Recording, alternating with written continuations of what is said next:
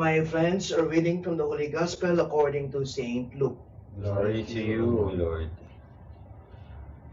On a Sabbath, Jesus went to dine at home of one of the leading Pharisees, and the people there were observing him carefully.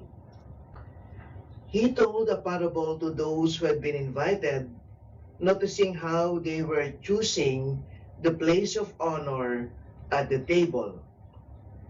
When you are invited by someone to a wedding banquet, do not recline at the table in the place of honor.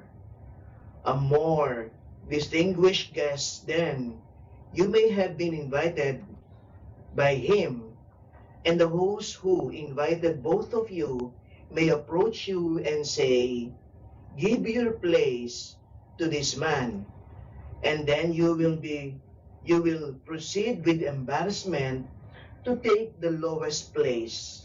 Rather, when you are invited, go and take the lowest place, so that when the host comes to you, he may say, "My friend, move up to a higher position." Then you will enjoy the esteem of your companions at the table. For everyone who exalts himself will be humbled, but the one who humbles himself will be exalted. My friends, the good news of our salvation. Praise you, Lord Jesus Christ. Magandang umaga po sa inyo, mga kapatid.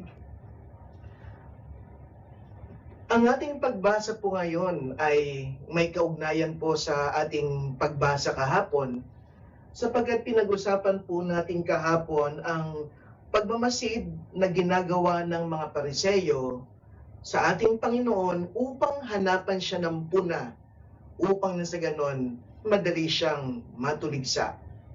Pero ang ating pagbasa ngayon ay nagsasabi rin ang ating Panginoon din pala, mapuna. Nakakakita rin siya ng mga bagay na dapat itama. Nagmamasid din ng ating Panginoon. Ang pagkakaiba nga lamang, mga kapatid, ang mga Pariseyo nagmamasid upang humanap ng puna o upang sabihin mas magaling kami sa kanila. Ang ating Panginoon nagmamasid, hindi upang pumuna, kundi upang magtama ng kapwa.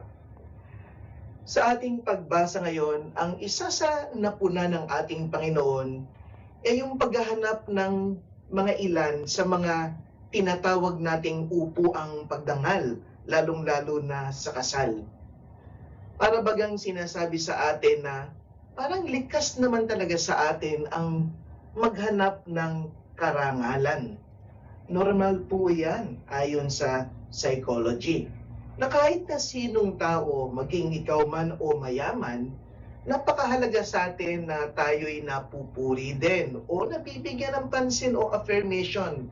Natural po yan sapagkat tayo'y tao.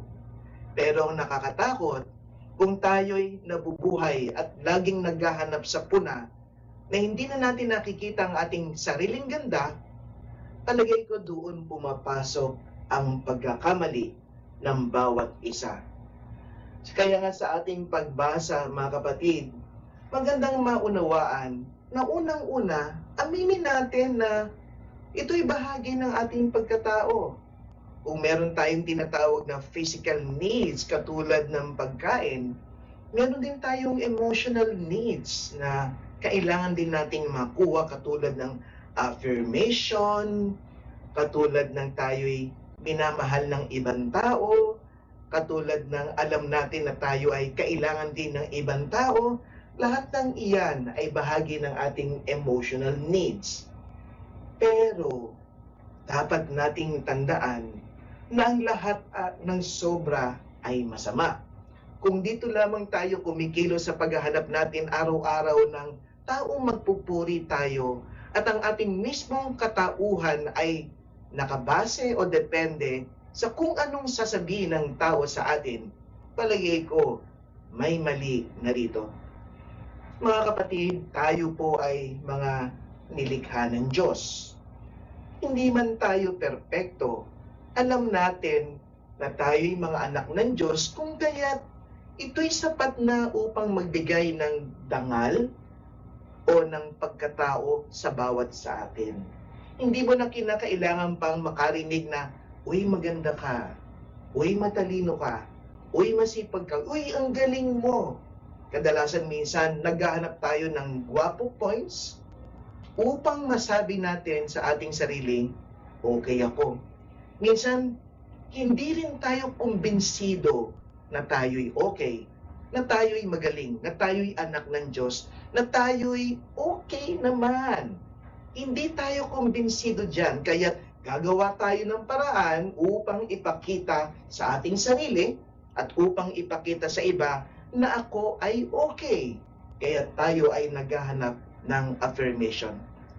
Ang nakalulungkot mga kapatid, hindi tayo laging makakakuha ng affirmation sa mga tao. Bagkus minsan ang makukuha pa natin ay puna at pula na katulad ng nakukuha ng ating Panginoon. Kaya't lalong bababa ang iyong self-worth sapagkat ang aking sarili, ang aking self-worth ay nakadikit sa kung anong sasabihin ng ibang tao. Kapag sinabing pangit ka, down ka na. Pag sinabing matalino ka, up ka na. Sa makatuwid ang bumubuhay pala sa atin, ay yung affirmation ng tao. Pero alin ba ang mas mahalaga? Ang affirmation ng tao o ang affirmation ng Diyos na nagsasabing, wala ka namang dapat patunayan sapagkat mahal kita bilang ikaw. At yun po yung pagkakaiba. At kapag naalaman po natin at natanggap ang katotohanan na mayroong isang Diyos na mahal tayo, maging sino man tayo, na wala tayong dapat patunayan, tayo po ay lumalaya. Nagiging payapa ang ating puso, nare-relax tayo, kaya't kung ano man ang ating marinig, lalong-lalo na ang punang hindi totoo, hindi ka na maapektuhan ng todo-todo. Maaaring masaktan ka sapagkat ikaw ay tao, pero hindi nito kayang sirain ang iyong buhay sapagkat alam mo na hindi sila ang magbibigay ng definisyon kung sino ka, kundi ang Diyos na gumagalaw. Pero yun nga yung problema Minsan naghahanap ka ng upuang pandangal, naghahanap ka ng affirmation, pero hindi ibinibigay. Kahit anong gagawin ng iba, magbubuhat ng sarili niyang bangko. Sasabihin niya, alam niyo ang talino ko, alam niyo ang husay ko, alam niyo mas magaling ako sa ibang tao. Nagyayabang ka na, nagbubuhat ka na ng sariling bangko. Sapagkat hindi mo nga nakuha ang affirmation ng ibang tao, kaya't magbubuhat ka ng sariling bangko. Pupurihin mo lang yung sarili. Maaaring ang mga kapaligid mo ay sasabihin, ay ang galing mo. Baka binibidog lang nila ang iyong ulo. O sasabihin lang, ang husay mo naman, pero pagtalikod mo, pula at puna naman ang iyong makukuha. Kaya hindi po maganda ang pagbubuhat ng bangko. Hindi rin maganda ang paghahanap ng mga upuang pandangal sapagkat ang mga ito ay hindi nagtatagal. Kaya nga minsan araw-araw, gutom ka sa affirmation. Kasi hindi nga siya napupunan. Hindi siya nawawala. Sapagkat hindi nanggaling sa isang Diyos na nagsasabing, mahal kita, maging sino ka man. Hanggat hindi po natin matanggap ang salitang mahal kita, maging sino ka man, patuloy po tayong maghahanap ng papuri at affirmation sa ating kapwa. At kung hindi man makuha, magbubuhat ka ng sarili mong bangko. Sa ating pagbasa mga kapatid, sinabi ng ating Panginoon na huwag mong hanapin ang silya ng pagdangal. Kapag ikaw ay inimbitahan, hanapin mo yung pinakasimple at pinakaupo ang nasa huli. Doon ka umupo. Sabi ng ating Panginoon, at baka dumating ang may-ari o ang ikinakasal at sasabihin, ba't diyan ka nakaupo? At ikaw ay dadalhin sa mas mataas na antas at sabi ng ating pagbasa, at ikaw ay bibigyan ng dangal ng lahat ng mga bisita sapagkat pinaakyat ka sa susunod na magandang upuan. Tama yun mga kapatid. Pero alam nyo kanina habang pinagdarasalan ko ang pagbasa ngayon, isa lang ang pumasok sa isip ko. Mas malalim pa dahil bibigyan ka ng susunod na mas magandang upuan. Mas malalim pa ron. Sapagkat mga kapatid, ang tunay na ligaya nasa huling upuan. Kapag ikaw ay nasa luklukan o sa upuang pangdangal, kadalasan ang mga kasama mo dyan ay ang katulad mong mayayabang na naghahanap din ng affirmation. Kung kaya't maaaring hindi kayo nag-uusap sapagkat lahat kayo ay mayayabang. Pero dun sa huling upuan, kapag umupo ka sa huling upuan, nandun ang mga ordinaryong tao. Nandun ang mga simpleng tao, nandun ang mga mahihirap, nandun ang mga ape, nandun ang mga nakalimutan. Doon ka umupo. Siksikan nga lamang. Minsan amoy pawis, minsan hindi mo alam dahil nagsisiksikan kayo. Pero sa pagsisiksikan, mayroon kang kaibigan. Mga kapatid, aanhin mo ang langit kung wala ka namang kasama. Mas mamatamising kung ako'y nasa lupa o amoy lupa kung alam ko namang mayroon akong kaibigan. Nasa upuan ng mga mahihirap ang tunay na kaligayahan. Sapagat sa upuan ng mga mahihirap, maraming kwentuhan, maraming samahan. Sa upuan ng mga mahihirap, hindi ka matatakot na magsalita sapagkat walang husgahan. Sa upuan ng mga mahihirap, alam mo, tatanggapin ka nila maging sino ka man kahit maglabas ka ng baho, kahit sabihin mo kung sino ka talagang totoo. Dun sa mayayaman, dun sa mga upuang pandangal, hindi mo pwedeng sabihin, ikaw ay isang ordinaryong tao lamang. Hindi mo pwedeng sabihin ang iyong baho. Sapagkat ang lahat ay nagpapataasan ng ihi. Kaya minsan kinakailangan mong magsinungaling kung sino ka at hindi ka nagiging totoo sa iyong sarili. Mas masarap umupo sa mga upuang siksikan. Sa mga upuang baka may surot. Sa mga upuang ang katabi mo ay hindi mo kilala. Baka ang pagkain ay simple rin kung ikukumpara mo sa upuang pandangal. Pero mga kapatid, simple man ang pagkain, alam mo na ikaw ay nasa piling ng mga tunay na kaibigan.